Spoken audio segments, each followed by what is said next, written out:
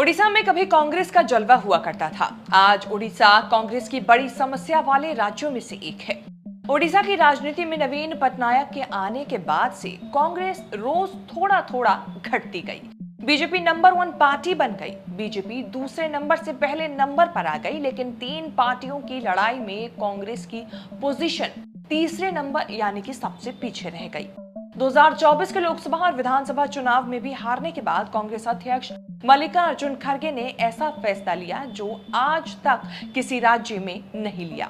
एक झटके में यूथ कांग्रेस, एनएसयूआई, मंडल, ब्लॉक, जिला समेत कांग्रेस की सारी यूनिट भंग कर दी। ओडिशा कांग्रेस अध्यक्ष शरद पटनायक समेत सारे के सारे पदाधिकारी बर्खास्त कर दिए। चुनाव बाद खड़गे ने तारिक अनवर, अजय माकन की फैक्ट फाइंडिंग कमेटी बनाकर पता लगाया था कि क्या हो रहा है। ओडिशा कांग्रेस के प्रभारी महासचिव अजय कुमार ने सारे घर के बदल डालने की सिफारिश की थी, जिसे पार्टी ने मान लिया। नीले रंग की स्याही से नहाए यही है ओडिशा कांग्रेस अध्यक्ष शरद पटनायक। चुनाव में करारी हार के बाद गुस्साए कुछ कार्यकर्ताओं ने शरद पटनायक पर स्याही फेंककर विरोध जताया था। विरोध को दबाने के लिए स्याही फेंकने वाले 5 कार्यकर्ताओं को सस्पेंड किया गया। शरद पटनायक को हटाने की मांग लंबे समय से हो रही थी। पैसे लेकर टिकट बांटने के भी आरोपों से घिरे थे शरद पटनायक। तभी से लग रहा था कि कांग्रेस में ज्वालामुखी फूटने के लिए तैयार है। अब नए सिरे से ओडिशा में कांग्रेस को बसाया जाएगा। फिलहाल 3 बार से विधायक रामचरण कदम को कांग्रेस विधायक दल का नेता नियुक्त किया गया है। कदम की नियुक्ति 5 बार से विधायक ताराचंद वाहिनीपति की दावेदार नजरअंदाज करके की गई।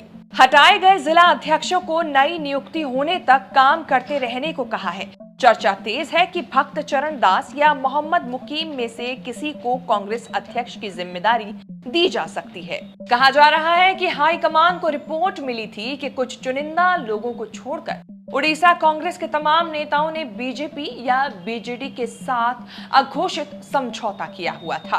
कांग्रेस में रहकर बीजेपी बीजेडी के लिए काम कर रहे थे, कांग्रेस की कब्र खोद रहे थे। इसका नतीजा 2024 के चुनाव में दिखा। 147 सीटों के विधानसभा चुनाव में कांग्रेस मुश्किल से 14 सीट जीत पाई। लोकसभा चुनाव में भी पिछली बार की तरह सिर्फ कोरापुट की लोकसभा सीट जीत सकी। कांग्रेस का वोट शेयर 16% से 13% पर गया। हालांकि विधानसभा की सीटें 9 से बढ़कर 14 हो गई। कांग्रेस का ये हाल तब हुआ जब राहुल गांधी ने ओडिशा को अपने प्रायोरिटी स्टेट में रखा था। राहुल गांधी भारत जोड़ो न्याय यात्रा लेकर ओडिशा गए थे। 2 अलग अलग भारत जोड़ो यात्रा जिन राज्यों से गुजरी उनमें आंध्र प्रदेश और उड़ीसा ही 2 ऐसे राज्य थे जहां कांग्रेस का कांटा नहीं हिला।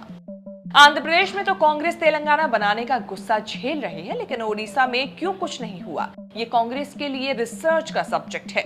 विधानसभा चुनाव में नवीन पटनायक विरोधी लहर और लोकसभा चुनाव में बीजेपी के खिलाफ इंडिया गठबंधन की लहर का भी फायदा कांग्रेस को यहाँ नहीं हुआ। ओडिशा में कांग्रेस को सत्ता से गायब हुए 24 साल हो चुके हैं। अब 2029 तक कोई चुनाव भी नहीं होना है।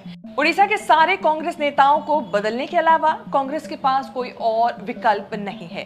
और अब देखना होगा कि कांग्रेस को अब ओडिशा में क्या कुछ फायदा इस नए विकल्प को चुनने के बाद होता है। आपके हिसाब से क्या कुछ ओडिशा में बदलाव देखने को मिल सकते हैं? क्या आपकी राय है? कमेंट करके बताएं। ये वीडियो कैसी लगी ये भी बताना ना भूलें। इस तरह की खबरें आगे भी देखने के लिए बने रहे न्यूज़ तक के साथ।